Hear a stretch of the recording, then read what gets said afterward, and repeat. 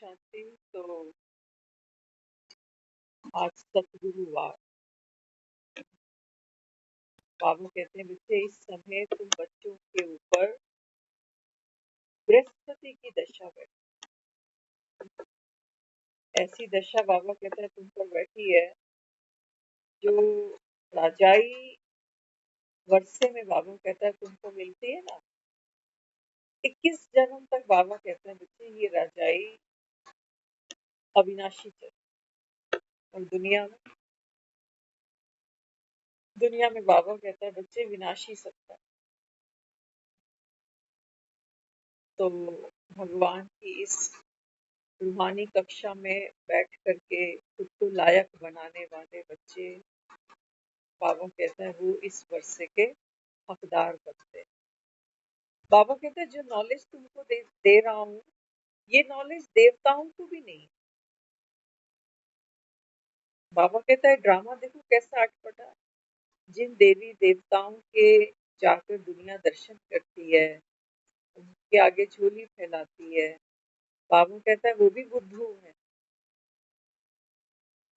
कहा ना बाबा ने देवियों को इतनी पूजाएं दिखाते हैं। लेकिन बाबा कहता है सतयुग में ऐसा थोड़ी होता है कि कोई कोई देवी की 8 भुजाएं ही हैं। तो बाबा कहता है अगर देवी देवताओं को ये ज्ञान मिले, अभी सतयुग में उन देवी देवताओं को ये बुद्धि में ज्ञान हो कि यहाँ मेरे 8 जन्म होंगे, फिर 12 होंगे, फिर से वो द्वापर, फिर से वो कलयुग, तो बाबा कहता है फिर स्वर्ग का जो सुख है ना रंग में भंग पड़ जाएगी। फिर वो स्वर्ग नहीं रहेगा। फिर कहाँ बाबा कहता है फिर आगे की सोचते रहोगे कि कल क्या होगा, क्योंकि ये तो हमारा कलयुग का संस्कार है ना। आदमी आज में खुश नहीं है, कल की चिंता है कि कल क्या होने वाला, कल कौन देखेगा, कल कैसे चलाएंगे। तो बाबा कहते हैं देवी देवताओं को आने वाले कल का कोई आभास नहीं, इसलिए वो दुनिया बाबा कहता है स्वर्ग की दुनिया। बाबा कहते हैं यहाँ पर भी बच्चे नंबर 1। जब बाबा कहता है तुम ऑलरेडी दुख धाम में खड़े हो, बुला ही रहे हो पतित पावन आ जाओ, हमको पावन बना लो, हमको दुख से छुड़ा लो, हमें सुख दे दो।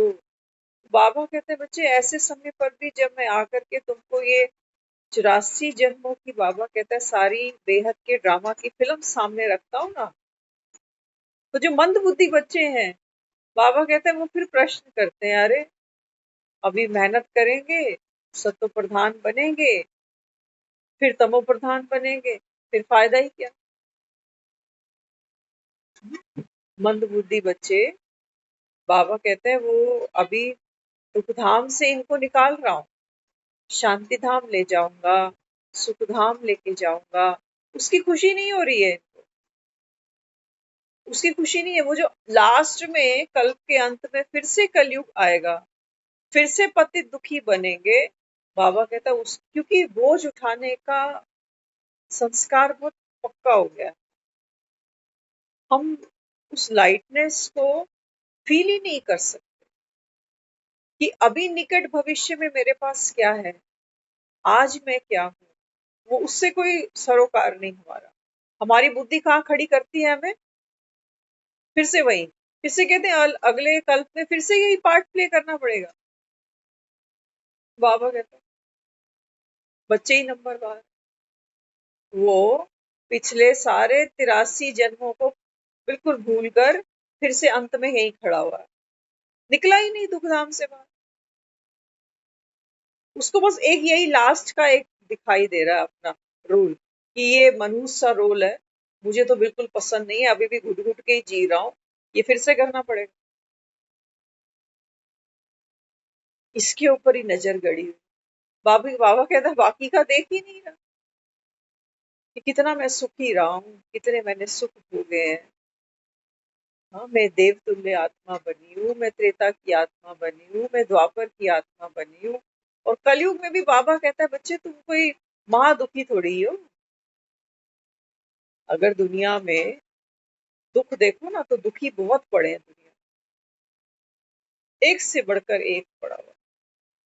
बाबा कहते बच्चे तुम भगवान की इस पाठशाला में आकर बैठे हो। बाबा कहता है ये कितना बड़ा तुम्हारा भाग्य है। आज कल रात से बारिश चलती जा रही, नॉन स्टॉप बारिश लगी रही। सोचो, एक 24 घंटे की लगातार बारिश क्या कर सकती है। आज सुबह जब हम क्रॉस कर रहे थे रोड तो क्या देखा, बहुत पुराना पेड़ है, उसकी जो जड़ें है ना वो रोड पर था पेड़, रोड पर, रोड पक्की होती है सबको पता। और जो पेड़ का तना है ना वो बड़े बड़े सिल्ली से ढका हुआ।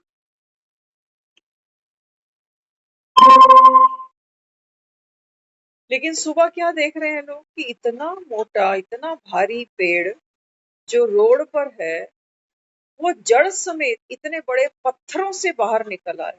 इतनी पक्की रोड टूट चुकी और वो खड़ा हुआ पेड़ इस 24 घंटे की बारिश में पूरे 2 रोड उसने आने और जाने वाले कवर कर दिए। ट्रैफिक जाम, एक 24 घंटे की बारिश। देखो कितना पुराना पेड़ था, पक्का पेड़ था, मजबूत पेड़ था और रोड पे था, कच्ची जमीन में नहीं था, रोड पर। तो हम देख रहे हैं उसको, ये पेड़ टूट गया और सारा रास्ता जाम है। फोन किया गया, फिर वो आकर फटाफट मशीनों से उन्होंने उस पेड़ को काटा, रोड साफ करी, आने जाने वाला जो ट्रैफिक था हमको रास्ता दिया।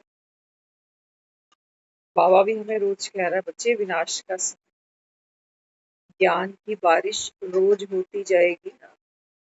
तुम्हारी ये पुरानी दुनिया तुम्हें कितनी भी मजबूत दिखाई दे रही हो, बाबा कहते हैं जैसे जैसे ये ज्ञान की बारिश, बाबा कहते हैं बच्चे कि पुरानी पतित दुनिया ऐसी गिरी पड़ी रहेगी जैसे कि पेड़ गिर गया।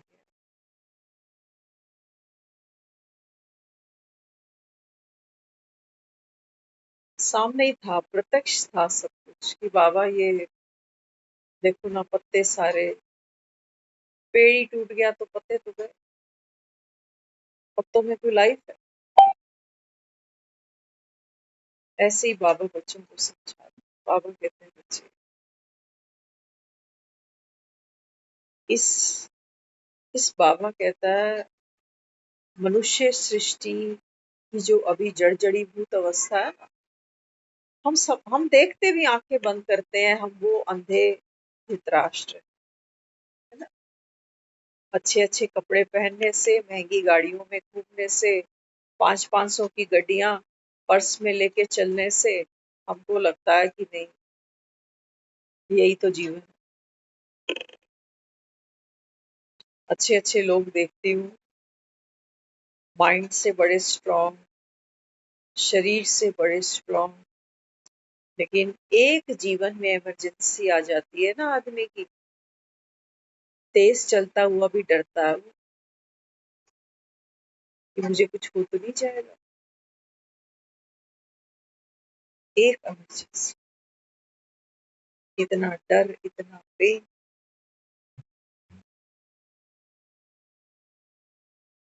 बाबा कहते हैं बच्चे इन पत्तों की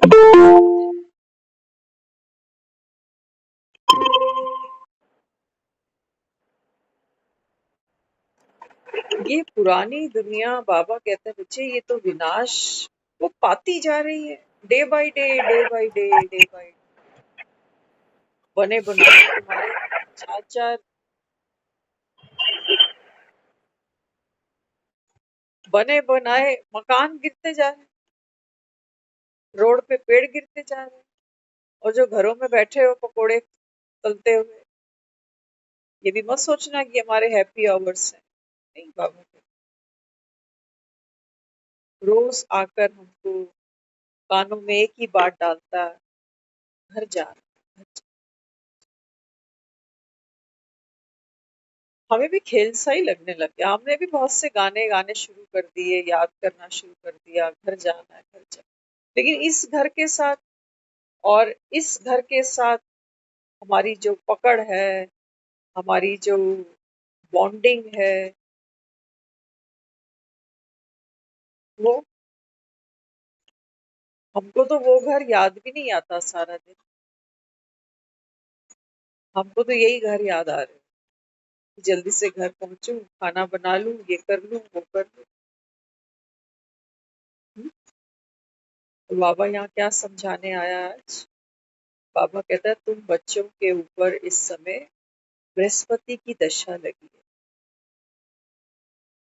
जो दशा भगवान की नजरें करम जिन बच्चों पर पड़ जाए ना, बाबा कहता है फिर उनके तो दुख के दिन चले जाते हैं बाबा। तुम्हारे गए नहीं गए? या तुम अभी भी कुछ ऐसे टारगेट लेके चल रहे हो कि एक मकान बना लूं, बच्चों की शादियां निपटा लूं?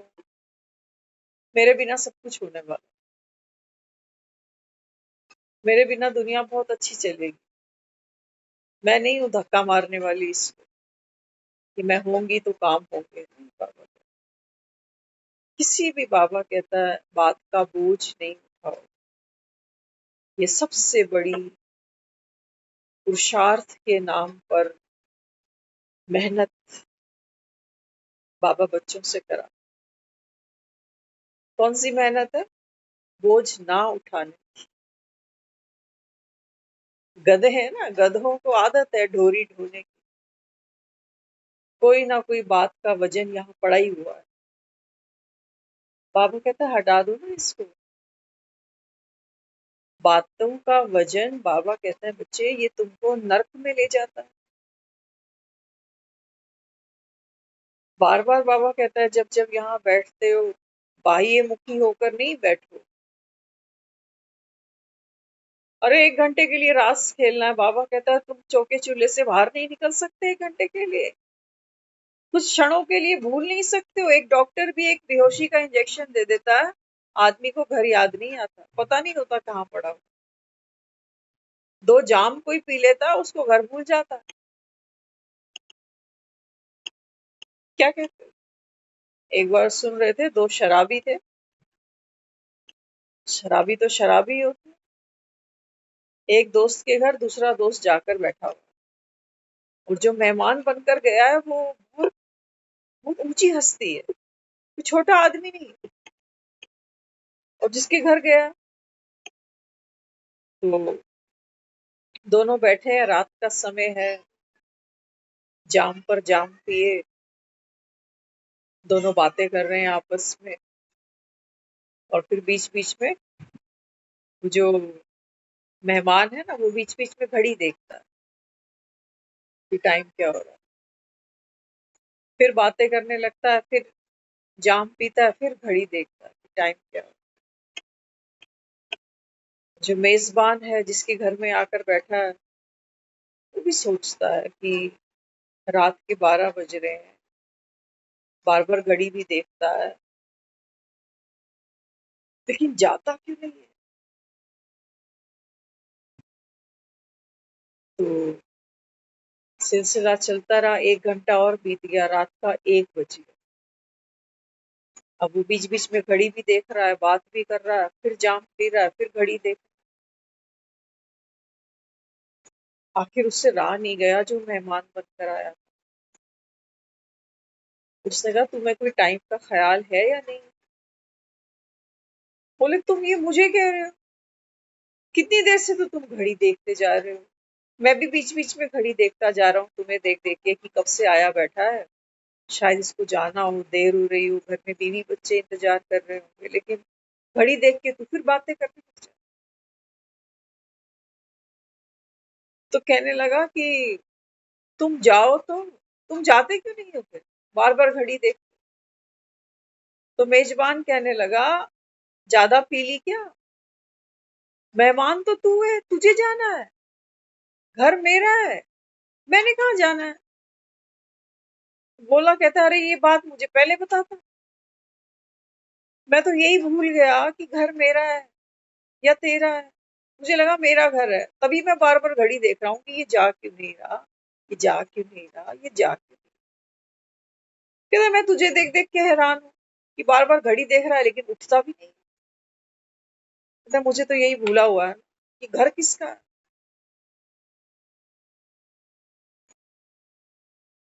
बाबा भी हमें रोज घड़ी दिखा देता है कि देखो बच्चे टाइम हो रहा है, टाइम। लेकिन हम देह के नशे में इतने चूर रहे, हमें यही नहीं पता कि जाना किसे। घड़ी तो देखते हैं रोज, इस संगम पर बाबा आया हुआ है और अचानक का खेल है सारा। एवर रेडी, रोज सुनते जा रहे, ever ready, ever ready, ever ready. है ना, ये घड़ी की तरफ इशारा देता है बाबा। लेकिन हम देह के भान से उठते नहीं,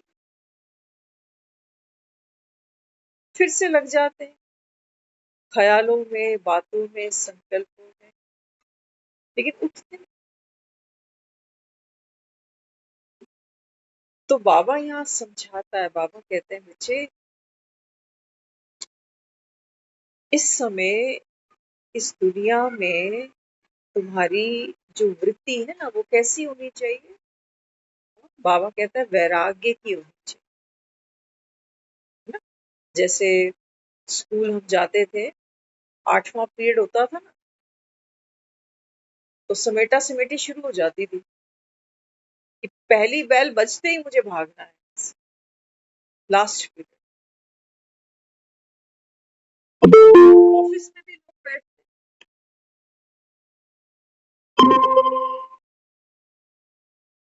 शाम का टाइम होता है, बार बार घड़ी की तरफ सब देखते हैं कि निकलना है, जाना है, निकलना है, जाना है।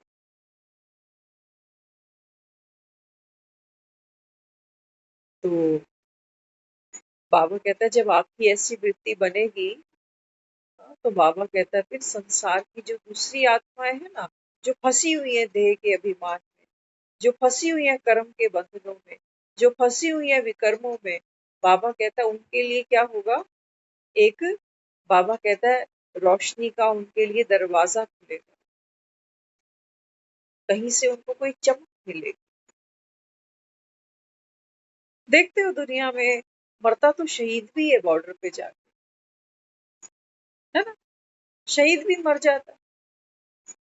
लेकिन उसको, उसकी डेड बॉडी को जब लाते हैं तो तिरंगे में फोल्ड करके लेकर आते, एक मान के साथ, एक सम्मान के साथ। ये शहीद हुआ है, ये डायबिटीज से नहीं मरा, ये अटैक से नहीं मरा, इसने सीने पर गोली खाई है देश के लिए। बाबा कहते हैं बच्चे मरना तो सबको है, हम जो भी यहाँ बैठे हैं कोई ना कोई कारण तो हमारा भी है ही ना दुनिया से जाने का। लेकिन वो कितना संसारी कारण है। कोई कहेगा बड़ी डिप्रेशन में थी, कोई कहेगा उसकी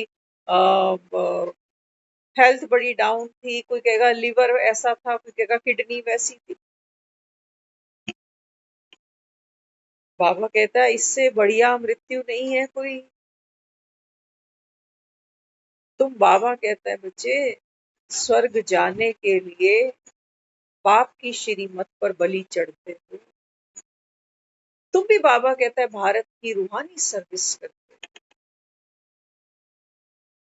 बाबा कहता है उस शहीद को तो क्या मिलता है? हाँ? एक मेडल देते हैं, पीछे से घर में किसी को नौकरी दे देते हैं। बाबा कहते हैं बच्चे यहाँ बाप की श्रीमत पर बलिहार अगर जाओ, तो बाबा कहता है तुमको वर्षे में 21 जन्म की, बाबा कहता है, बादशाही है। अंतमति सोगत, एक बार बाबा, मृत्यु तो आएगी, हाँ, लेकिन बाबा कहता है बच्चे जाना कैसे है? अंत समय किसकी याद हो? एक बार जो शहीद बॉर्डर पे जाता है ना, गोली खाता है सीने पर, उसको बीवी बच्चे याद नहीं होते उस समय। उसको अपना फर्ज, अपनी ड्यूटी, अपना देश प्यारा। हम कहने को बाबा हमें भी रूहानी आर्मी, रूहानी सोल्जर्स, वॉरियर्स, योद्धा, क्या क्या बोलता चला जाता है ना? लेकिन हमारी बुद्धि में तो सारा दिन बीवी बच्चे, घर, काम धंधे, कपड़े बर्तन, बुहारी रोटी सब्जी, इससे ऊपर उठते ही नहीं हम। इस मुरली को भी एंटरटेनमेंट बना रखा हमने कि सुन लेती हूँ, क्या मालूम, बाबा ने तो कहा ही है जो थोड़ा भी सुनेंगे स्वर्ग में तो चले ही जाएंगे। बाबा कहता है अरे बुद्धू, मुफ्त का चंदन घिस मेरे नंदन। बाबा कहते हैं बच्चे को टका पैसा नहीं ले रहा था तेरे से, तू बाबा कहता है समंदर पीने में, मक्खन खाने में बाबा कहता है कंजूसी कर गया। कितने बाबा कहता है तुम्हारे ऊपर दुनिया के बोझ पड़े,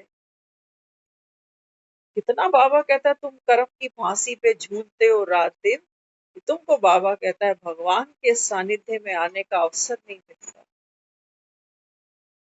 इसलिए बाबा कहते हैं बच्चे मेरे बच्चे न परवार, है ना।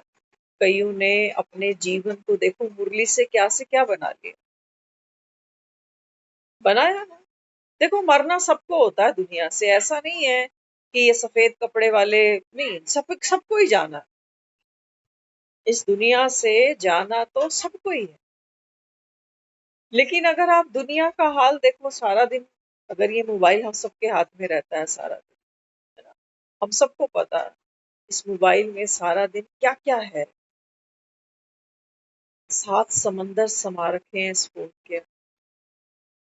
ये अजगर की तरह हमारे टाइम को, हमारी एनर्जी को चूसने की ताकत रखता है। छोटी बात मत समझना इसको। एक बार आदमी वो रीलों की माया में घुस जाए ना, बस पता ही नहीं चलता घंटा डेढ़ किधर चला गया।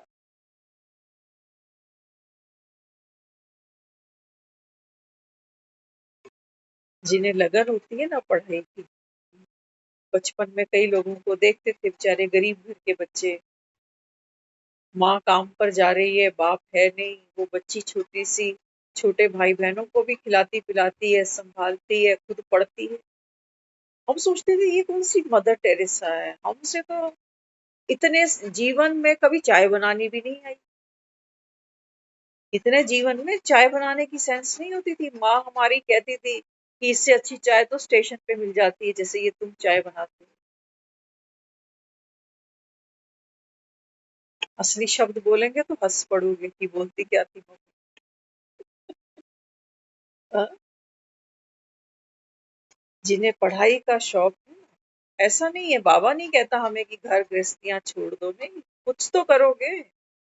जो भार है, जो पुराने लेन देन है, उसको चुकाओगे कैसे? घर छोड़ोगे, कहीं और बैठोगे, रोटी तो खानी पड़ेगी।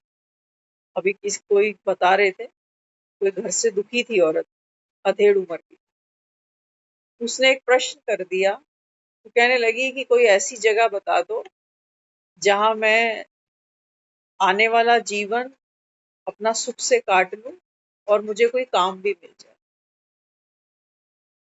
ऐसी कोई एनजीओ हो, कोई संस्था हो जो मुझे रख ले और मुझे कोई काम भी दे। अच्छा जवाब दिया उसको, अगर बुद्धि में पड़े तो। उसने कहा पहले तो हाथ जुड़वा, पहले तो इस भ्रम को तोड़ दे कि कोई एनजीओ वाले बिना, देखो हर जगह पर ना आत्मा को पाठ खेलना पड़ता है। ऐसा नहीं है कि घर के अंदर थोड़ी राजनीति होती है, घर में 4 बर्तन बजते हैं तो एनजीओ में नहीं बजेंगे, वहां ज्यादा बजेंगे। इस काम को देखकर, घर के काम को देख के घबरा जाती हूँ और बाहर वालों से काम मांग रही हूँ, बिठाकर कोई नहीं खिलाएगा। कुछ टाइम बाद बोलोगे कि घर पे ठीक थी। तो उसने उस औरत को यही बताया कि भाई ये आप सपनों में जी रहे हो अभी, कि मुझे कोई रख ले एनजीओ वाले और मुझे कोई काम दे दे। उसने बोला स्ट्रगल सब जगह होगा, जो उस स्ट्रगल से भाग रहा है वो यहाँ आके क्या स्ट्रगल कर ले, हो सकता है। आदमी देखो ना क्या क्या करता है, एक शादी टूटती है एक और कर लेता है, उसमें स्ट्रगल था, यहाँ नहीं है। एक नौकरी छोड़ता है एक और पकड़ लेता है, स्ट्रगल नहीं है। स्ट्रगल तो है बाबा, सब जगह मिलेगा। तो तो हमको क्या करना है, ये 1 घंटे की पढ़ाई पढ़ने के लिए हमको भी कुछ ना कुछ सेक्रीफाइस करना है ना, करना है नहीं करना। देखो, रात का समय होता है, सब घरों में पता है, सब परिवार वाले हैं, खाने पीने का टाइम है, बच्चों का टाइम है, कोई आया है ऑफिस से, कुछ है, जो भी है। पढ़ने वाले हम सुनते हैं लोगों से, एक टाइम खाना बना लेते हैं सुबह, अगली सुबह तक वही चला, उनके मन नहीं करते। देखे होंगे ना आपने कुछ कुछ ऐसे ऐसे लोग जिनके जीवन में हम देखते हैं कि कहते हैं हाय हम तो ऐसे नहीं जी सकते, हम तो नहीं खा सकते एक सब्जी 2 बारी। ये दुनिया ऐसे पढ़ लिख कर लाल बहादुर शास्त्री नहीं बन जाती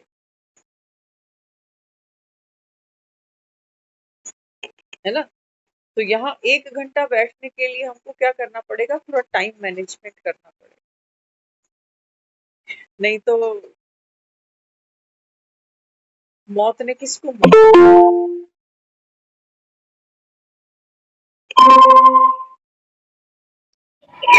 कोई ना कोई। ओम शांति दीदी। ओम शांति।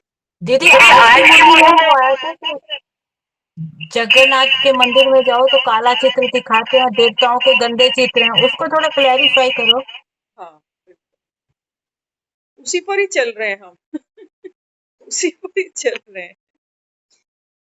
तो बाबा कहते हैं बच्चे, जैसे जैसे आत्मा ने इस चक्र 84 के चक्र का एक एक चक्र पूरा किया ना, एक साइकिल पूरा किया, तो बाबा कहता है फिर ये पढ़ाई की जो वर्थ थी ये तो 21 जन्म तक थी। हम जब द्वापर में आते हैं तो बाबा कहता है फिर धीरे धीरे क्या होता है, हम सोल कॉन्शियस से बॉडी कॉन्शियस, माना अट्रैक्शन का जीवन, बॉडी की इंद्रियों के सुख में बाबा कहता है तुम उस सुख को अपना सुख समझने लगते हो। तो जैसा आज की मुरली में बताया भी है बाबा ने, बाबा कहते हैं देखो, लोग जगन्नाथ के मंदिर में भी जाते हैं ना, तो जगन्नाथ में जो मूर्ति है जगन्नाथ जी की, वो कैसे की हुई है, काली की हुई है। अब जगत का नाथ कौन है, बाबा कहता है वो तो जानते नहीं, वो तो तुम्हारा बाप है शिव। हाँ, बाबा कहता है वहां अगर जगन्नाथ के मंदिर में जाते हैं ना, तो मंदिर की एंट्रेंस से भी पहले वहां पर कुछ ऐसे चित्र बने हुए हैं जिसको हम कहते हैं नग्न चित्र हैं देवी देवताओं के, है ना। तो सुनते थे जो विदेशों से कई लोग टूरिज्म पर जब भारत आते हैं तो वो इन चित्रों को देखते हैं। तो पुराने जो पंडित पुरोहित होते थे वो कोशिश करते थे कि जो टूरिस्ट आता है विदेश से वो ये गंदे चित्र ना देखे, वो सीधा मंदिर के अंदर प्रवेश कर जाए। तो हम कहीं एक बार पढ़ रहे थे इन चित्रों के बारे में, उसने कहा देखो, जिसने भी इन चित्रों को बनाया है ना, आज भी वो चित्र वहां है, कोई कारण है उन चित्रों के वहां बने होने, क्या अर्थ रखता होगा वो चित्र।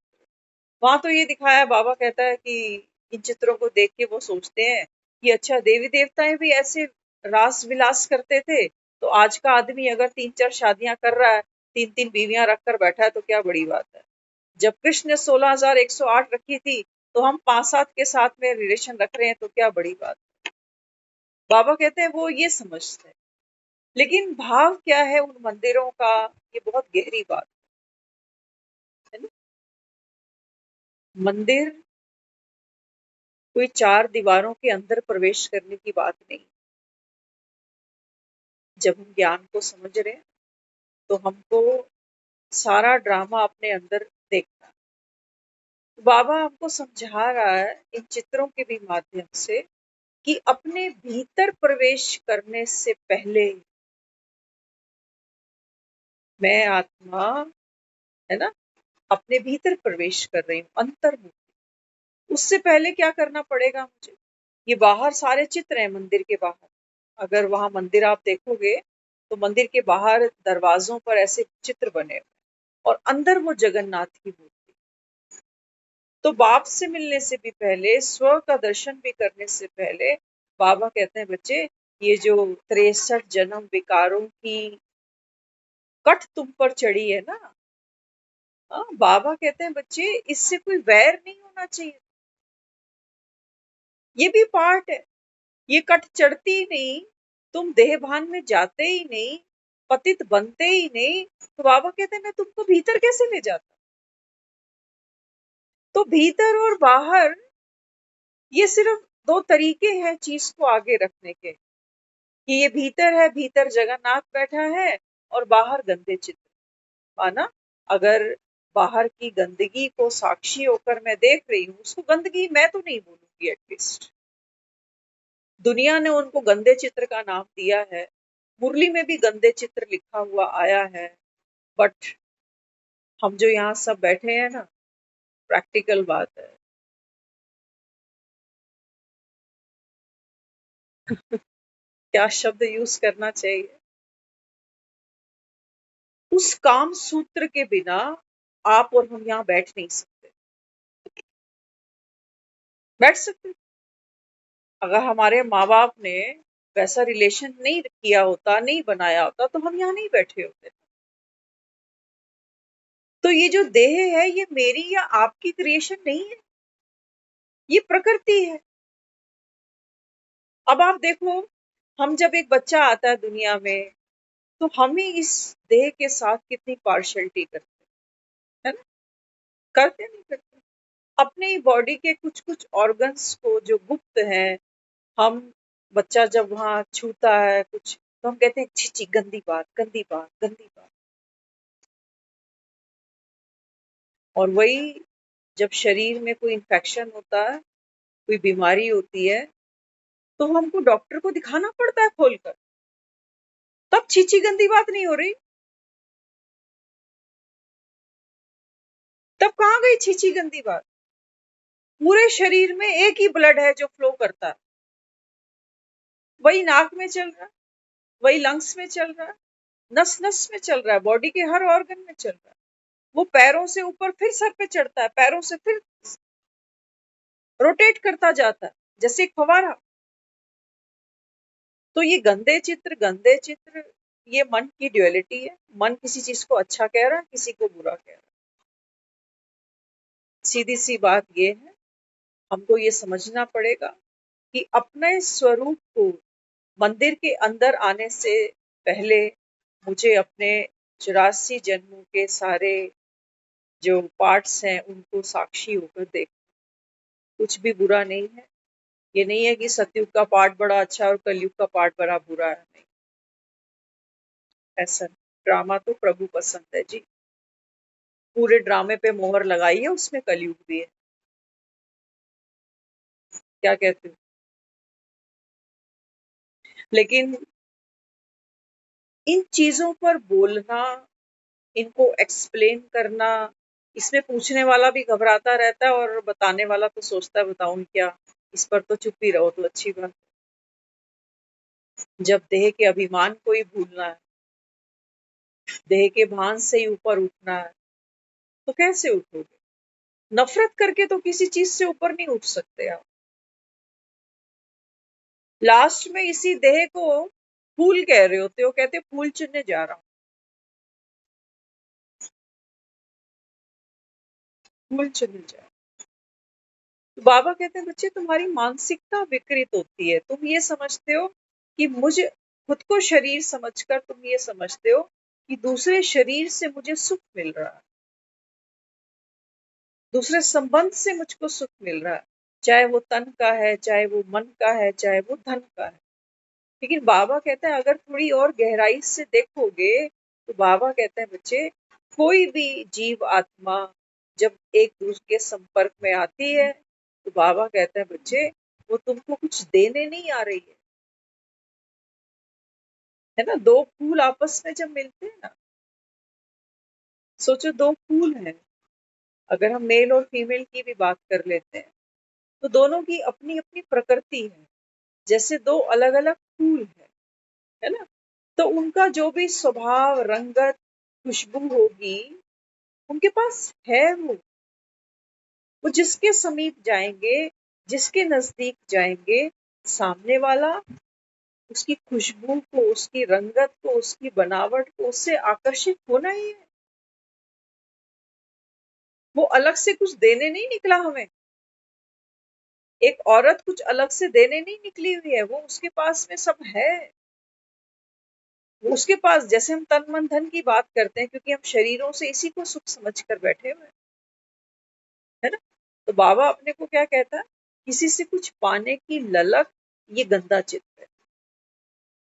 संभोग को यही दिखाया हुआ कि दो जो लोग हैं वो आपस में संभोग करते हैं तो एक दूसरे से सुख पा रहे हैं, एक दूसरे से पा रहे हैं।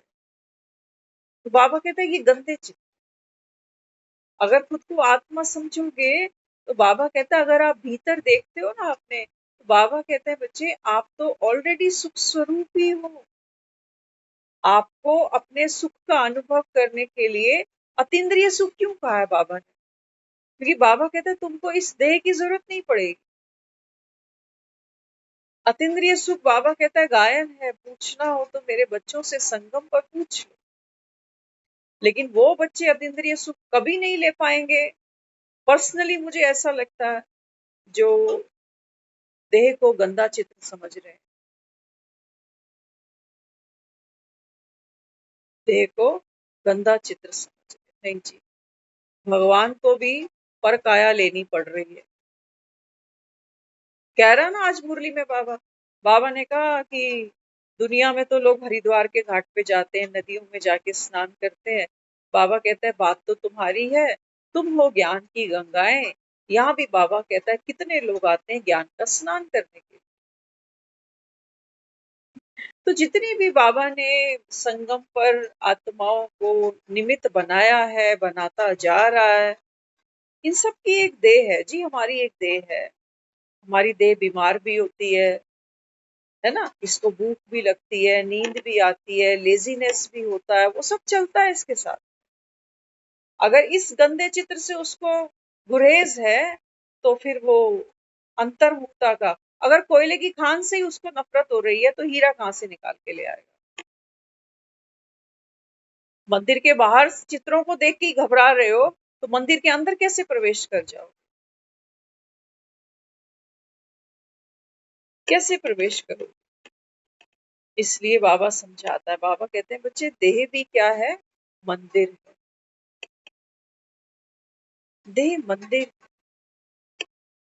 देखो ना आपका मकान भी तो ईंट पत्थर से बना होता है, और जिन मंदिरों में हम जाते हैं वो भी ईंट पत्थर से मिस्त्रियों ने बनाए हैं वो भी। लेकिन भेद क्या है दोनों में, दोनों की वृत्ति अलग है, वाइब्रेशन ही अलग। आप घर में घुसते हो एक अलग वाइब्रेशन से घुसते हो, मंदिर में घुसते हो एक अलग वाइब्रेशन से घुसते हो। बस इतना सही फर्क, इन गंदे चित्रों को गंदा ना देखने, है ना। एक वाइब्रेशनल, बाबा कहता है बच्चे अपने को जब आत्मा समझते हो तो बाबा कहते हैं बच्चे हर आत्मा तुम्हारा, तो बाबा कहते हैं बच्चे पतित बनना भी ड्रामा की नूंद है, फिर काहे का गंदा चित्र। ये तो जो थोड़े से क्लीन कॉलर है ना दुनिया में, करते सब कुछ है लेकिन फिर इनको कहते गंदा चित्र। वो चाहते हैं कि यहाँ तो दुनिया आंख पे पट्टी बांध ले और सीधे मंदिर में घुस जाए, मत्था टेके दान पेटी में पैसा डाले, बिना बिना बाबा कहता है बच्चे इस देह को जाने, इससे उपराम हुए तुम भीतर जाओगे कैसे। देह गंदी नहीं है। ये जिन जिन आत्माओं के साथ अभी संगम पर सब आत्माएं हैं ना, शरीर से अपना पाठ खेल रही हैं, पढ़ रही हैं, पढ़ाई कर रही हैं, बाप की सर्विस में लगी हुई हैं, मददगार बनी हुई हैं बिना देह के। और यही आत्माएं तो सतयुग में पाठ खेलेंगी, और द्वापर लगेगा फिर से ये वाम मार्ग में जाएंगी। तो मुझे ये गंदगी का बोझ उठाने की क्या जरूरत है कि गंदे चित्र, गंदे चित्र नहीं, क्यों गंदे चित्र। ड्रामा पे पूरी स्टैंप लगाई है उसने, सतयुग से लेके कलयुग तक ड्रामा प्रभु पसंद है। ये जिन्होंने भी इन मंदिरों का, इन चित्रों का उल्लेख किया है शास्त्रों में, ये उनको मुबारक, है ना। मैं पवित्र आत्मा हूँ ना, हाँ, तो मुझे क्या करना, पवित्र आत्मा, अपवित्रता भी बाबा कहता है बच्चे तुम्हारी पवित्रता को छू नहीं सकती। इतनी ज्ञान स्वरूप आत्मा, प्रेम स्वरूप आत्मा।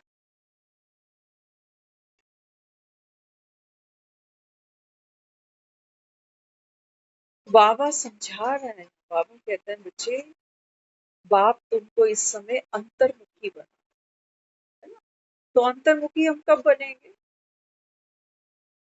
बाहर की दुनिया देख देख कर आदमी अक जाता है, ऊब जाता है। होता है ना कभी कभी ऐसा, आपने दुनिया में देखा होगा, पहली लड़ाई शरीर की है ना? आदमी को रोटी कपड़ा मकान चाहिए। जब इन तीन जरूरतों से इंसान ऊपर उठ जाता है, तब वो अपने मन की सोचता है कि मेरा मन करता है मैं स्विमिंग जाके सीखूं, मेरा मन करता है कि मैं कोई इंस्ट्रूमेंट बजाना सीखूं, सिंगिंग सीखूं, है ना? फिर वो मन की सोचता है।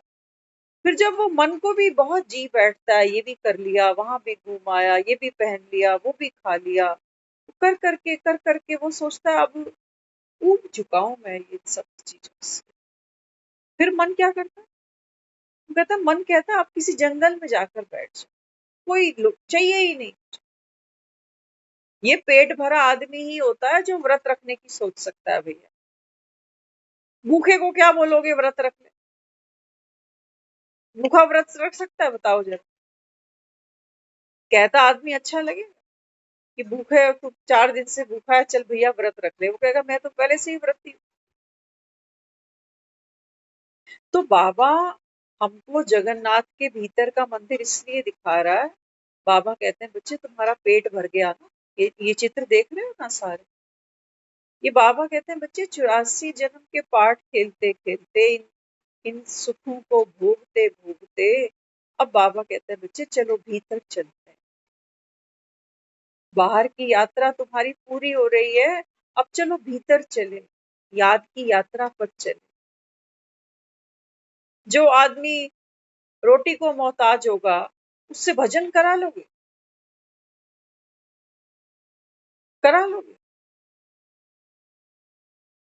जिसके तन पर कपड़ा ही नहीं होगा, जो ठंड में ठिठुर रहा होगा, उसको शास्त्र सुनाओगे बिठा के? नहीं। ये जो गंदे चित्र दिखाए हैं ना बाहर मंदिर के, ये हमारी यात्रा है अनेकों जन्मों की। वो कहता है आपने ये सब भोग लिया, आपको स्मृति दिला रहा हूँ कि कितने तुम्हारे पति बने, कितने बच्चे, कितने घर, कितने महल, कितना क्या क्या आया गया आया गया। चलो अब भीतर चलते हैं, अब घर चलते हैं। तो ये रियलाइजेशन है हमारे पूरे ड्रामा। बाहर ये गंदे चित्र अगर नहीं हो ना, तो आदमी क्या कहेगा? कहेगा भगवान मैंने तो ये सुख देखा ही नहीं,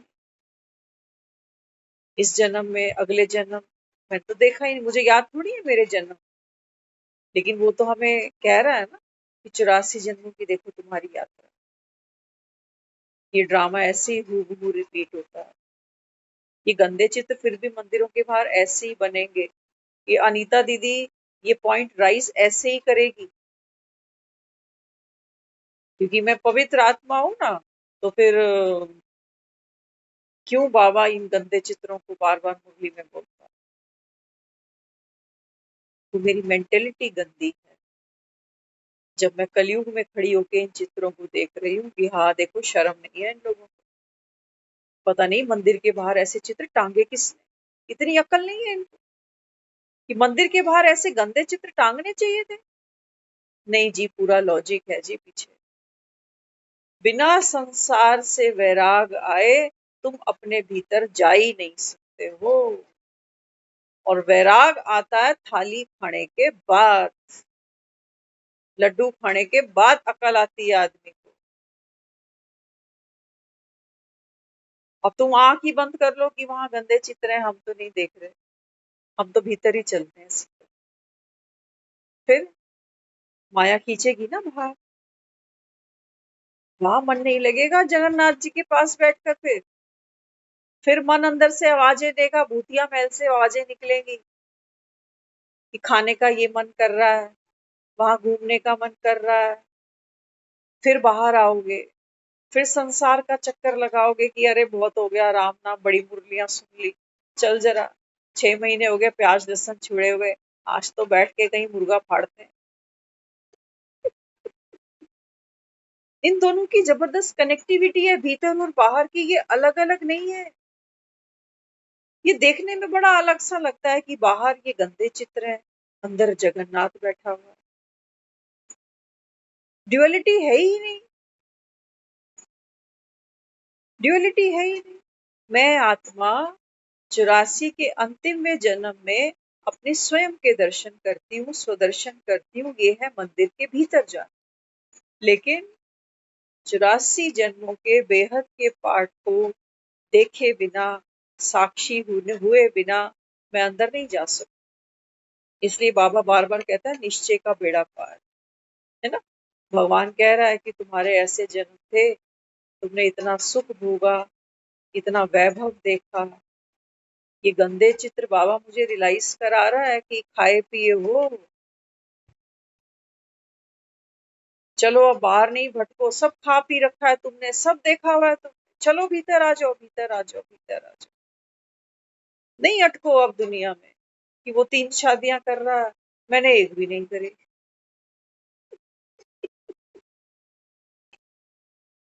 बाबा कहते हैं सब आत्माओं का ड्रामा फिक्स्ड है ना। जब मैं एक अपनी बॉडी, होता है ना जैसे मेडिकल की हम बात करते हैं, तो मेडिकल में एक ही बॉडी है, एक मैन की एक वुमेन की, है ना। तो उसको अगर कोई रिसर्च कर लेता है तो वो दुनिया की किसी भी बॉडी को ट्रीटमेंट दे सकता है ना। तो ऐसे ही जब मैं आत्मा ने अपना स्व का दर्शन कर लिया, तो बाबा कहता है फिर आपने संसार की सर्व आत्माओं को, बाबा कहता है बच्चे, पंडितों से सभी दुनिया पूछ रही होती है कि पंडित जी हमारा भविष्य क्या है, हमें बताओ। क्यों? क्योंकि बाबा कहता है तुम इतने नॉलेजफुल बन जाते हो कि तुमको हर आत्मा का, बाबा कहता है, आदि मध्य अंत पता है। कौन सी आत्मा ड्रामा में कहाँ खड़ी हुई है, क्या उसका अगला भविष्य है, कहाँ उसका जन्म है, ये तुम बच्चे जाओ। तो बहुत से गहरे गहरे रहस्य हैं हर चीज में। हमेशा एक चीज याद रखना, मुरलियां हम रोज सुनते जा रहे हैं, ज्ञान की गहराई में जाना अच्छी बात लेकिन उससे भी ऊंची जो चीज है ना। कई हम सेंटर्स पर आप देखते हैं ऐसी माताएं हैं, कुछ बहनें हैं, वो जिन बातों में उलझती है ना, वो ज्ञान तो दूर दूर तक भी नहीं, लेकिन उसको वो सागर मंथन का भी नाम दे देती है। ज्ञान नहीं है वो, है वो सारी संसारी चीजें होती, घर परिवारों की, रिश्तों की, खटपट की, इसकी उसकी, उसको वो ज्ञान सागर मंथन का नाम दे देती है। लेकिन याद रखना, हमारा जो ज्ञान का जो सागर मंथन होगा ना, हाँ, इससे क्या होना चाहिए, आत्मा को शक्ति मिलनी चाहिए। जैसे मक्खन खाने से स्वाद भी बढ़ता है मुरली के प्रति, और जानने का भी मन करता है, और साथ साथ में हमारी विजडम बढ़ती है। क्या क्यों नहीं बढ़ती, क्या क्यों नहीं बढ़ती है, क्या क्यों शांत हो गई। जान लिया ये बाबा क्यों गंदे चित्र, फिर जगन्नाथपुरी, ये सब करता जा रहा है। इनके पीछे क्या है रीजन, क्यों बाबा को जो इतना पवित्र ज्ञान सुनाता है, क्यों बाबा को ये गंदे चित्रों को मेंशन करना पड़ रहा है। ये गंदे चित्र की भाषा बाबा की नहीं है, पहली बात। ये जो गंदे चित्र है ना, ये भाषा शिव बाबा की नहीं है। वो तो रचयिता है, वो कैसे अपनी रचना को गंदा बता सकते। ये तो जो और टीका टिप्पणी करते हैं ना, उनकी भाव वो ऐसा लिखते हैं कि ऐसे मंदिरों के बाहर ये गंदे चित्र लगे हैं, वो निंदा करते हैं। तो पूरा ड्रामा ये प्रभु पसंद है, निंदनीय नहीं है, प्रशंसनीय है। प्रशंसनीय है कि देखो आत्मा इतनी विकारी बनती है, इतनी पतित बनती है, काम महाशत्रु है, फिर भी भगवान आकर आत्माओं को कैसे प्यार से पावन बना ले। उसके लिए तो कितनी क्या बड़ी बात है, एक माँ के लिए कितनी बड़ी बात है कि बच्चा थोड़ा सा गंदा हो गया है, उसको नहला धुला ले। नहीं, वो नॉलेजफुल है, उसको पता है कि बच्चे ने कुछ खाया पिया, कुछ कपड़े गंदे करे, उसके पास बहुत अच्छा तरीका है बच्चे को नहलाने का, उसको फिर से नया जैसा बनाने का, सुंदर बनाने। तो भगवान तो नॉलेजफुल है, ज्ञान का सागर है। वो अगर गंदगियों के पीछे चलता चला गया कि है ये गंदगी आ गई, वो क्यों आ गई, ऐसा नॉलेजफुल लगनी है हमें गंदगी ये सब, और मैं तो इसको गंदगी नहीं मानूंगी। मेरे अपने समझ से, सोच से, अगर देही गंदगी लग रही है तो क्यों अस्पतालों में धक्के खा रहे हो? फिर बीमार हो तो पड़े रहो खटिया पे, गंदगी ही तो है। गंदगी की इतनी चिंता, इतनी परवाह क्यों करनी फिर? जो इसको गंदगी बता रहे हैं ना, उनको भी अगर बीपी शीपी कुछ हो जाता है, वो भी अस्पतालों में धक्के खा रहे होते हैं। गंदे चित्र हैं तो जाने दो गंदगी को, क्यों परेशान होना? लाखों रुपया लगा रहा है आदमी इलाज के नाम पर, आज किस लिए? गंदे इस शरीरों की वजह से? अरे नहीं, शरीर का एक अंग भी हम खुद से बना नहीं सकते। एक नाखून भी टूट जाए ना, आदमी लगा नहीं सकता अपने से। सर के बाल भी झड़ने लग जाए, ले आओ, उगा दो कहीं से बाल, नहीं हो सकता। प्रकृति है, बहुत प्यारी है। जितना जितना हम, क्योंकि देह कोई दुश्मन नहीं है जी, देह से ही सतयुग में आना है, इसी देह में बैठकर ही ये ज्ञान सुनना है। तो वो जो माइंड है हमारा, वो पुराना हमारा संस्कार है, एक अच्छे और बुरे का गीत गाने का, सुख और दुख का गीत गाने का, वो सब रहने दो। जब पवित्र आत्मा ही हूँ, पवित्रता का सागर, जब उसने मुझको अपना बच्चा बनाया है, तो सोचो तो सही, मैंने जीवन में क्या नहीं किया होगा इन 84 जन्मों में। अगर मैं खुद 84 का पार्ट खेलने वाली आत्मा हूँ, इसका मतलब मैं महातमो प्रधान हूँ। ये तो बाबा ही अपने मुख से कह रहा है, और रोज कहता है बच्चे तुम सबको तमो प्रधान तो बनना ही है। फिर ये गंदे चित्र, इनको गंदा कहें, उसकी भाषा में तो नहीं कह सकते।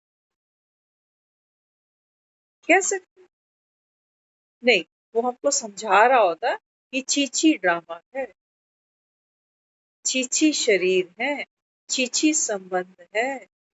फिर जैसे ही सिक्का पलटता है, क्या कहता? ड्रामा कल्याणकारी, प्रभु पसंद। फिर बाबा कहता है ये पुरानी जुत्ती है, इसका ख्याल रखना। फिर संबंध, बाबा कहता है तोड़ निभाने, इनको दुख नहीं देना, इनको सुख देना। अभी छीछी छीछी करता जा रहा था कि दुनिया भी छीछी है, तुम्हारा शरीर भी छीछी है, और तुम्हारे संबंध भी छीछी है। अभी अभी कह रहा है इनको सुख दो, इनके साथ तोड़ निभाओ, इनकी सर्विस में लग जाओ, बाप की प्रत्यक्षता कराओ, इनको गुणों का दान, करुणा से सेवा, मनसा से सेवा। जब छीछी है तो क्यों मत्था मारना इनके साथ में? वो छीछी हमें सिर्फ इसलिए दिखा रहा होता कि देखो ये गंदगी है ना, गंदगी तो उसका वर्ल्ड ही नहीं है वैसे तो, लेकिन हम भी संस्कारों से इसी भाषा को अंडरस्टैंड करते हैं, तो बाबा को हमारी भाषा ही हमको फिर सुनानी पड़ जाती है। बाबा कहते हैं बच्चे तुम मैले हुए ना, ये मैल तुम्हारा है, मन मुझे ही लाके दे दो। जब मैंने मन बाबा को दे दिया, तो इसी मन के पिटारे में वो कर्म भी पड़े हैं, करता भी पड़ा हुआ है कि मैंने कर दिया, मुझसे हो गया। तो बाबा कहता है जब आपने सब कुछ ही मुझे लाकर दे दिया, बलि चढ़ गए, तो बाबा कहता है फिर तुम सतो प्रधान तो थे ही, इन चीजों को अपना मान कर बैठे हुए थे बस। देखो बाबा ने कहा मुझे देते ही तुम भीतर देखते हो खुद को, तुमको मंदिर के भीतर जाने की भी दरकार नहीं, बाबा ने कहा ये सब कुछ जैसे ही मनमना भाव कर देते हो, तुम देखते हो मैं तो भीतर ही हूँ, कहीं गया ही नहीं मैं तो कभी भ्रष्ट हुआ ही नहीं, मैं तो कभी पतित बना ही नहीं। अगर आत्मा की पवित्रता भी भंग की जा सके तो आत्मा काय बात की फिर। ये तो वो लेयर्स चढ़ती हैं, हम खुद समझने लगते हैं कि मेरा मन, मैं दुखी, मैं उदास। बाबा कहता है ये लेयर्स हटती जाएंगी। बाबा कहता है तुम अंतर्मुखी होते जाओ, फिर देखते जाओगे अच्छा मैं ये भी नहीं हूँ, मैं ये भी नहीं हूँ, मैं तो ये है बाबा कहता है तुम्हारी सत्व प्रधान अवस्था। तो मुरलियों का एक ही पॉइंट उठा लो तो 1 घंटा बीत जाता है। इतना उसका जो माखन है ना, इतना कश है उसके अंदर। एक ही अगर कोई पॉइंट सामने उठा लोगे ना, उस पर 1 डेढ़ घंटा ऐसे ही निकल जाता है, उसको खोलते खोलते समझते समझते। तो इतना वो ज्ञान का सागर, पवित्रता का सागर। तो हमको भी इस ज्ञान को सुन सुनकर अपवित्रता को भी बाबा कहता है बच्चे, क्योंकि गंगा पावनी क्यों बनी, क्योंकि गंगा इतनी अपने आप में गंगामयी है कि वो गंदगी को गंदगी देखती भी नहीं, तभी वो गंगा माँ कह देते उसको। तो हमको भी क्या करना, दुनिया गंदे चित्र करती जाए, कुछ भी करती जाए जी, हम तो प्रभु पसंद ड्रामा, और चक्र चलता ही जाएगा। कुछ इसमें एडिशन चेंजेस होने ही नहीं है। फिर सोच के बुद्धि को क्यों भ्रष्ट करना कि ये मंदिर ऐसे ही बनेंगे, कल पहले भी बने थे फिर से बने, है ना। तो अंदर और बाहर, इस ड्युअलिटी से बाहर निकलना, ये मुझ आत्मा की पवित्रता है। इसी को बाबा साक्षी भाव भी कहता है। ओम शांति। ओम शांति। ओम शांति।